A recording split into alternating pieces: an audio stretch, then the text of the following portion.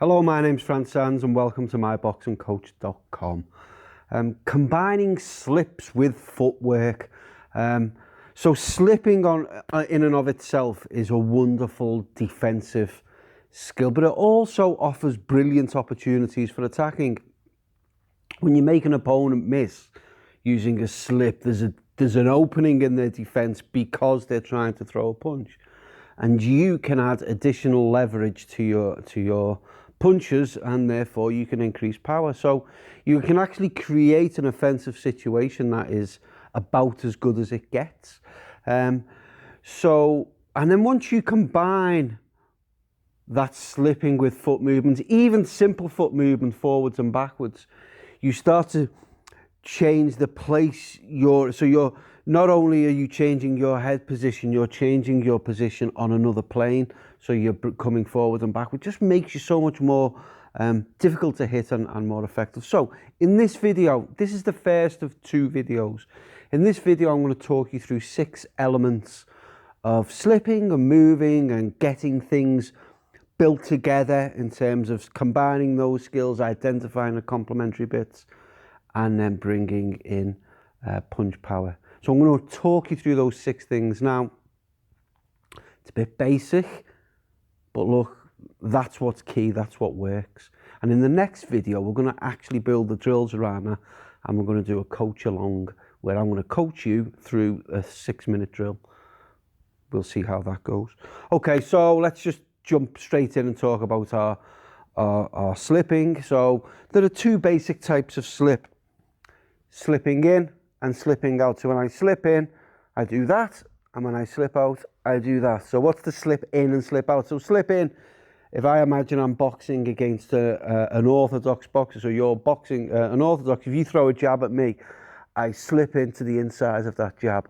And if you throw a jab, I slip out. So slip in and slip out. And the key thing is here that it's all about the legs. So the legs drive the hips, and the hips rotate the body, and my back stays straight, but it's enough to take my head off that line and allow any straight punches to go past my head. Simple, small movements. I mean, common faults is that people move too far, use too much energy, throw all of their body weight forward. And I'll just add here, okay, so that's not a slip to me. That's a waist bend. And do I coach them? Right, let me get into probably something that's going to be a little bit controversial. Technically in boxing, that's a foul. In amateur boxing, how do I know? Well, about a year and a half ago, one of my boxers was disqualified for repeatedly bending at the waist like that. As his opponent was coming in, my boxer was bending over, and his shoulder was, the opponent was running onto his shoulder. The referee warned him 3 times, and there was nothing I could do. It was the most frustrating thing ever, because it had become habitual. Not habitual anymore to train that out of him. And you see pro boxers doing it. Some great Floyd Mayweather, Pernell Whitaker doing the bend like that. It's a passive defense. You can't punch when you're like that. So what you have to do is bend and then do something else to take yourself into an active situation, right? I'm not talking about the waist bend. Okay, that's not. I'm talking about slipping, keeping the back straight. So slip in and slip out. Another fault is people do all of this, right? The hands go everywhere. The urge to slip there is that hand drops.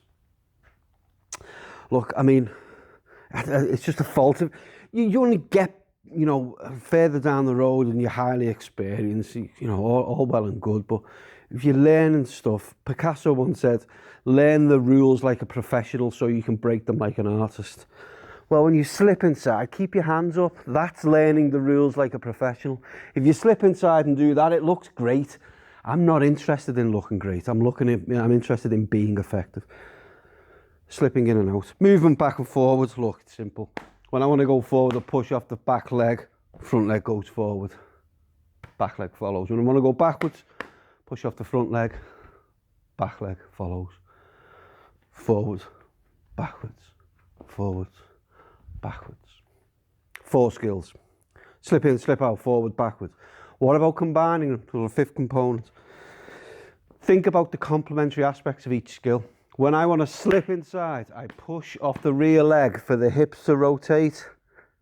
That allows me to slip inside. When I want to move forward, I push off the back leg in order to propel me forward. There's a theme here, isn't there? Back leg. So push. So I'll do it at 2 paces. I'll do the really mechanical way. Ready? We're only going forward this far. Yeah? Slip in with a push forward.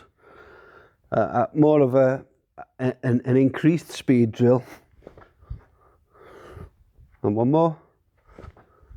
So you can see you've combined the 2 starter skills.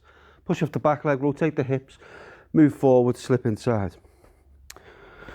When we're there then, you can do the same with slipping outside and going backwards. First move of slipping outside is push off the front leg. First move of going backwards is a push off the front leg. So really slowly and mechanically, what you've got is 1, 2. 1, 2. 1, 2. I mean, you do it at some kind of speed.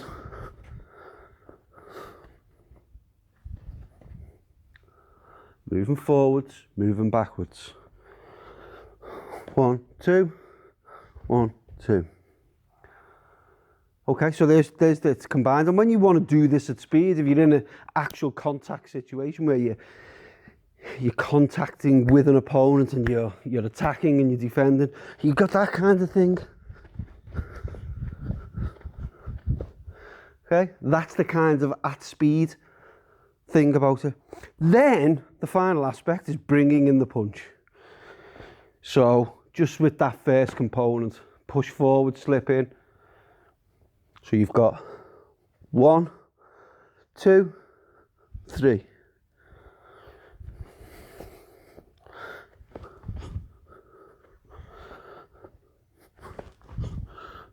Right? And at speed,